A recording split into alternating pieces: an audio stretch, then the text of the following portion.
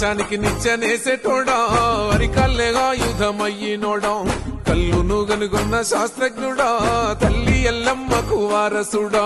తాటి చెట్టును మొక్కి తల్లంటావు ఈతవరమే నీళ్ళంటావు మొగు ముస్తాదులే రెండు కళ్ళంటావు నీ వృత్తి కత్తి సామే గౌడన్న ప్రాణం కోసలగాటమే ముందెడు కళ్ళు కోసం ఎంతటి త్యాగాన్ని కొడిగడతావే